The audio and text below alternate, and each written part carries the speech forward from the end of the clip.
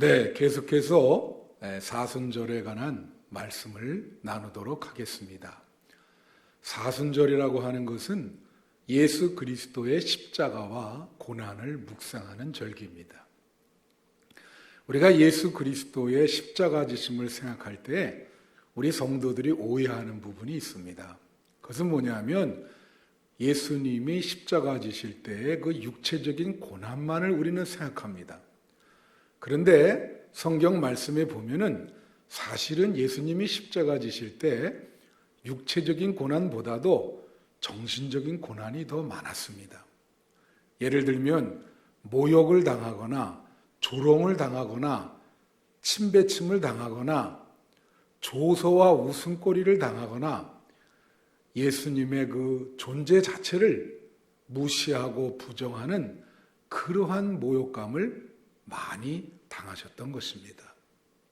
그래서 예수님의 그 십자가 고난 중에는 정신적인 고난이 더 컸었다. 우리는 이렇게 말할 수 있지요. 몇 년 전 일인데 아파트 경비원 중에 이만수 씨라는 분이 계셨습니다. 그분이 모욕감 때문에 자살을 했는데요. 그때 당시 그 아파트에 살던 74세 할머니가 이만수 씨를 계속 모욕하고 또 심한 욕을 그렇게 많이 했고 먹던 음식을 막 얼굴에 던졌고 또 너는 아파트에 머슴이다. 그래서 그 이만수 씨에게 정신적인 모욕을 많이 주었습니다. 그 모멸감을 참지 못해서 어느 날 이 이만수 씨라는 분이 유서를 써놓고 자살을 했던 것입니다. 이렇게 사람들이 모욕감을 받을 때 그 어느 때보다도 정신적인 충격이 큰 것입니다. 성공에 대해 재임하시는 김찬호 교수라는 분이 모멸감이라고 하는 책을 냈습니다. 그 책에 보면 이 한국 사회가 이성 중심, 합리성 중심의 사회가 아니라 감정 중심의 사회라고 라고 말씀하고 있습니다. 그래서 서로 감정적인 그러한 면을 많이 건드려서 분노도 하고 또 감정 노동자라고 있지 않습니까? 그래서 이 감성적으로 서로 상처를 주어서 분노가 폭발하는 그러한 사회가 한국 사회라고 하는 것입니다. 이 모멸감이라고 하는 것을 김찬호 교수는 정의 내리기를 상대방을 무시하거나 업신여길 뿐만 아니라 상대방의 존재 자체를 부정하는 것이 바로 모멸감이다. 그래서 우리 한국 사회의 이 모멸감, 이 감성적인 이 분노 현상을 극복하는 그러한 대안이 필요한 그러한 시점입니다. 그 예수님도 역시 이렇게 십자가를 지시면서 예수님의 존재 자체를 부정하고 조롱과 모욕을 하는 그러한 일을 당했습니다. 오늘 본문에 보면은 예수님이 광대처럼 분장을 당해서 웃음거리로 전락하고 조롱당하는 그런 장면이 오늘 나와 있습니다. 혹시 신앙생활하는 여러분도 예수님을 모욕하거나 조롱한다고 생각하지는 않으신지요? 아마 나는 절대로 그런 모욕이나 조롱은 하지 않았다고 생각할 것입니다. 그러나 곰곰이 생각해 보면 우리가 예수님의 그 주인 되심, 왕 되심, 메시아 되심을 잘 인정하지 않으면 그분을 웃음거리로 광대로 이렇게 삼는 것에 불과한 신앙생활인 것입니다. 그래서 저는 오늘 이 본문을 한번 분석해 보면서 예수님을 어떻게 웃음거리로 만들었는가, 사람들이, 로마 군족들이, 로마 병졸들이 어떻게 예수님을 웃음거리로 만들었는가, 세 가지로 여러분에게 말씀을 드리려고 합니다. 첫째로 로마 군병들은 예수님의 옷을 벗기고 자색 옷을 입혔다. 그렇게 나와 있습니다. 마태복음 27장 28절에 오면 그의 옷을 벗기고 흉포를 입히며 그렇게 나와 있습니다. 홍포를 입히며, 이 홍포라는 말이 빨간 옷, 자색 옷이라는 말입니다. 여러분, 자색은 로마 황제가 입는 옷입니다. 또 조선시대의 왕들도 자색 옷을 입었어요. 그들은 평소에 예수님이 당신께서 이 땅에 유대인의 왕으로 오셨다고 하는 말씀을 비웃기 위해서, 조롱하기 위해서, 예수님을 희롱하기 위해서 예수님의 옷을 벗기고 자색 옷, 빨간 옷을 입힌 것입니다. 우리도 신앙생활하면서 예수님의 옷을 벗기고 내 마음대로 내가 생각한 옷을 예수님께 입히시는지는 않으신지 한번 물어보고 싶습니다. 내 마음대로 예수님을 분장한다는 말이죠. 우리가 신앙생활할 때 예수님 뜻대로 신앙생활해야 되는데 예수님 뜻대로 신앙생활하는 것이 아니라 내 뜻대로, 내 멋대로 편리하게 내 욕심과 내가 좋아하는 대로 예수님의 옷을 벗기고 내 마음대로 분장해서 그렇게 신앙생활하는 경우가 많은 것입니다. 로마 병졸들과 우리와 다른 점이 하나도 없다는 것이죠. 제가 미국 유학을 가서 처음에 신학 공부를 하는데 흥미로운 과목이 하나 있었습니다. 그 제목이 영화와 기독교 교육이라고 하는 그러한 과목이었는데 그 영화는 주로 지금까지 예수님에 대한 그러한 예수님의 생애 이것을 영화로 만드는 그러한 과목입니다. 그래서 예수에 관한 영화를 한번 보고 그리고 서로 학생들이 토론을 나누는 그런 과목이었는데요. 이 예수에 관한 영화를 보면서 내가 참 흥미롭게 느꼈던 것은 아주 그 예수님의 삶을, 예수님의 생애를 왜곡하고 곡해하는 영화들이 너무나 많았습니다. 예를 들면 막 어떤 영화에서는 예수님이 결혼을 해서 자식들을 낳고요. 또 예수님이 십자가를 지지 않고 다른 데로 가서 혁명을 일으키는 그런 영화도 있고, 하여튼 이 영화가 예수님의 그 생애를 사실적으로 그리지를 않고, 물론 예술성을 가미한다고 하지만 그러나 너무나 많은 예수님과는 동떨어진 그러한 내용의 이야기를 영화한 것을 볼 수 있습니다. 만약에 우리 신앙생활이 그렇게 예수님의 어떤 그 진실과 사실과는 무관한 그렇게 곡해하는 내 마음대로 분장시키고 내 뜻대로 내 고집대로 신앙생활을 한다면 그 영화와 다른 점이 무엇이 있겠습니까? 여러분, 플라톤이라고 하는 철학자가 있습니다. 이분이 이런 얘기를 했어요. 모든 사물과 사건 속에는 진실이 있다, 본질이 있다 그랬습니다. 그거를 어려운 말로 이데아라 그랬는데요. 모든 사물과 사건 속에는 진실과 본질이 있다. 그런데 그 이데아를 현실 속에서 이 모방하는 것이 생기는데 그 모방하는 것을 시뮬라크르라 그렇게 얘기를 했습니다. 그 시뮬라크르는 뭐냐면 본질과 완전히 똑같은 것은 아니고 어느 정도 유사성과 일치성을 갖고 있는 것을 시뮬라크르라 그랬습니다. 그래서 진실이 100% 있는 것이 아니고 이 본질적인 어떤 사물을, 이데아를 이렇게 약간 복제하고 복사하고 모방할 때 아주 적은, 그렇게 많지 않은 일치성을 갖게 될 때 그것을 시뮬라크루라. 우리 영어에 이것을 시뮬레이션이라고 그렇게 얘기합니다. 그런데 또 이런 얘기를 했습니다. 완전히 이 사물과 본질과 진실과 이데아와 일치하지 않는 그런 부분이 있는데 그것을 판타지아라, 그런 표현을 했어요. 그래서 이 판타지아는 어떤 사물의 본질과 진실이 없는 아주 완전히 꾸며낸 그러한 가짜, 그것이 바로 판타지아라고 하는 것이죠. 그래서 여러분 얼마 전에 도깨비라고 하는 그런 드라마가 텔레비에서 너무나 유행한 적이 있습니다.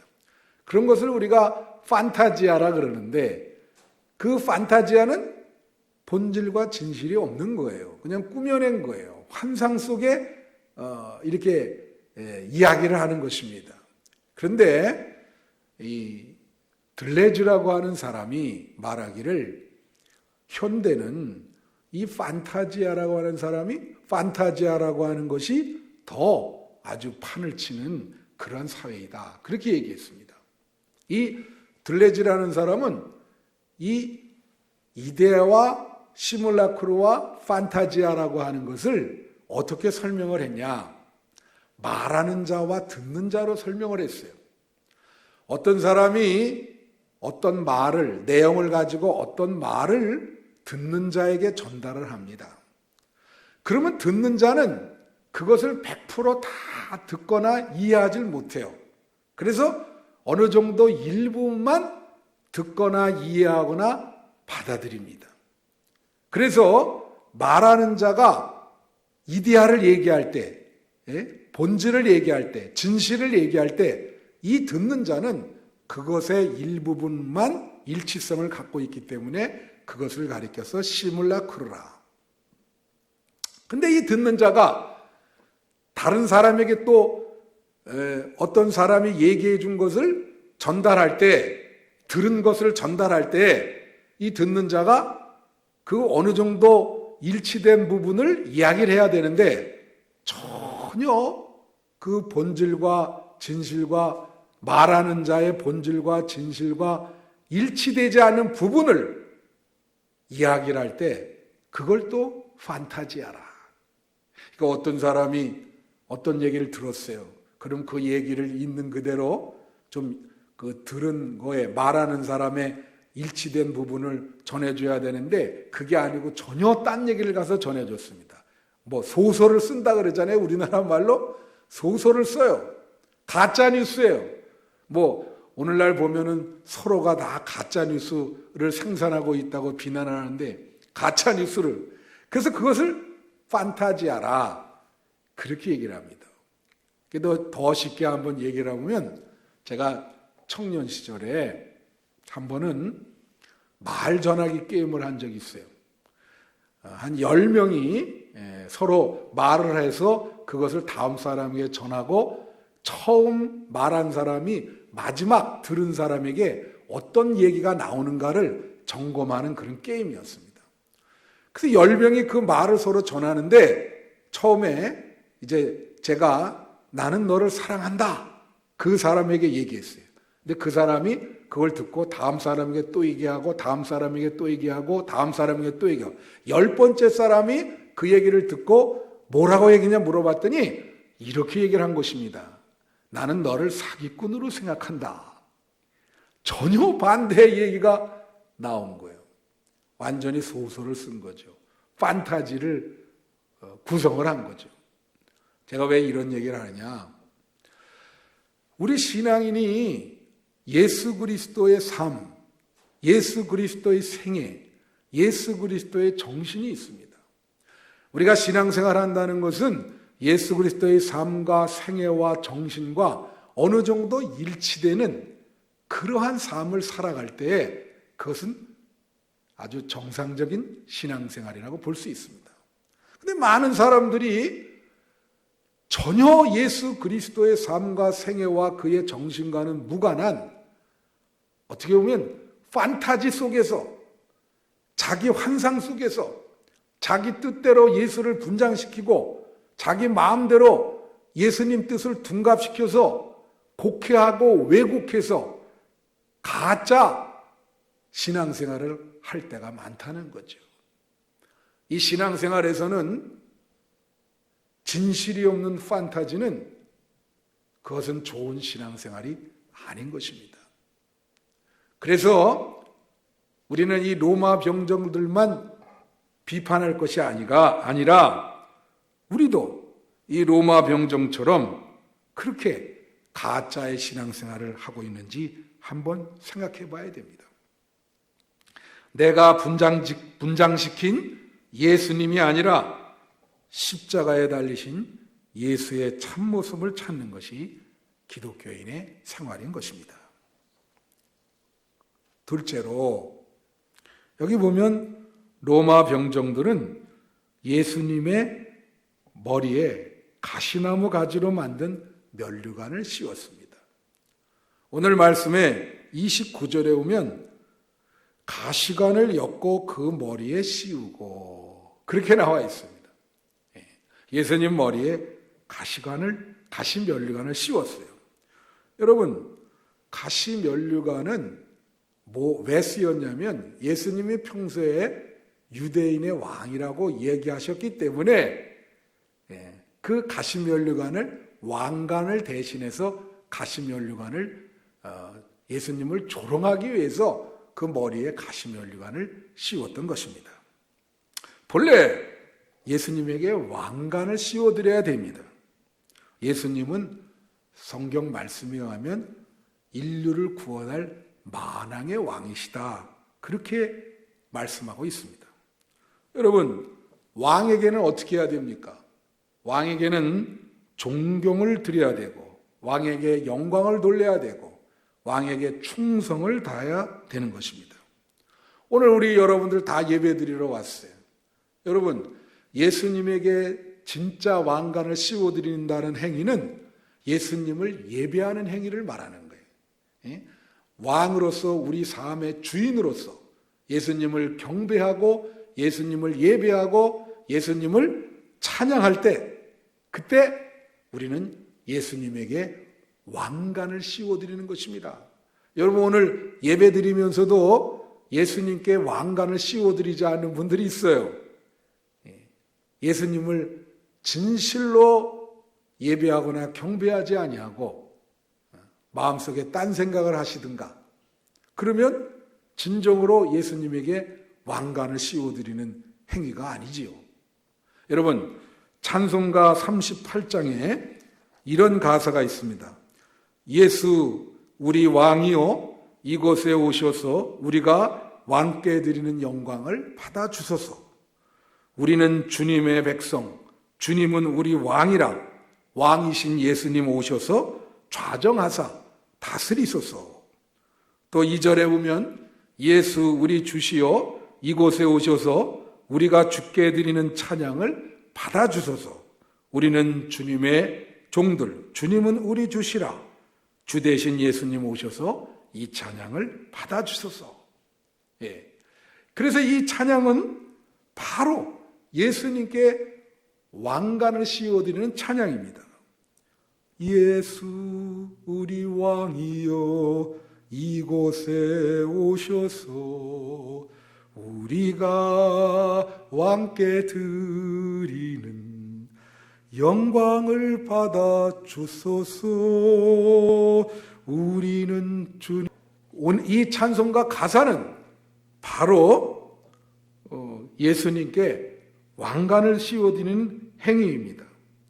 예수님께 영광을 돌리고 예수님을 찬양하는 그것이 바로 예수님께 왕관을 드리는 씌우는 그러한 행위인데, 그런데 여기에 가시면류관을 씌웠습니다.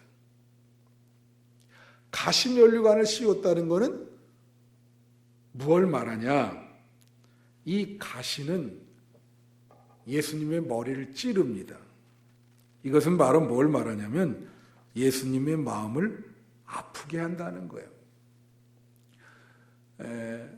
신자가 신앙생활을 잘 하지 못해서 예수님의 마음을 아프게 하고 예수님을 십자가에 다시 못 박는 거죠.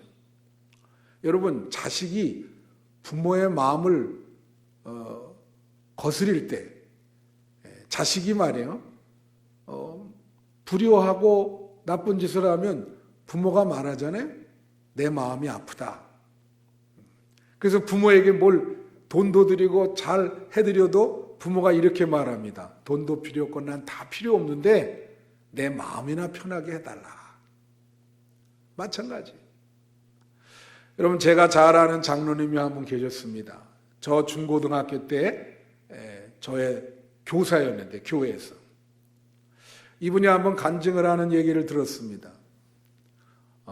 장로님이신데 이분은 인생의 사업에 실패해서, 그때도 예수를 열심히 믿고 있었을 때인데, 강원도 동해안에 가서 절벽에서 떨어지려고, 목숨을 버리고 자살하려고 그렇게 시도를 했어요. 그래서 절벽에서 뛰어내리려고 하는데 이분은 예수님의 분명한 음성을 들었습니다. 예수님 뭐라고 말씀하셨냐면, 아들아, 내 마음이 아프다. 그렇게 하지 말아라. 그 분명한 음성을 듣고 이 장로님은 그 일을 멈추고 다시 돌아와서 새 생활을 시작하고 사업에 다시 재기를 해서 훌륭한 신앙인이 되었던 것입니다. 우리가 예수님을 거스리는 죄를 범할 때, 우리가 신앙생활하면서 사실 예수님 말씀대로 살지 못하고 범죄를 하는 경우가 많이 있잖아요. 그럴 때마다 우리는 예수님에게 가시면류관을 씌워드리고 예수님 마음을 아프게 한다는 것을 여러분 명심하셔야 됩니다. 그래서 우리는 예수님에게 가시면류관을 씌워드리면 안 되고 예수님께 찬양과 경배를 드릴 진정한 왕관을 씌워드려야 된다는 것을 여러분 명심하시기를 바랍니다. 마지막 셋째로, 로마 병졸들은 예수님의 손에 갈대를 들게 했습니다. 29절에 보면 가시관을 엮어 그 머리에 씌우고 갈대를 그 오른손에 들리고, 그렇게 나와 있습니다.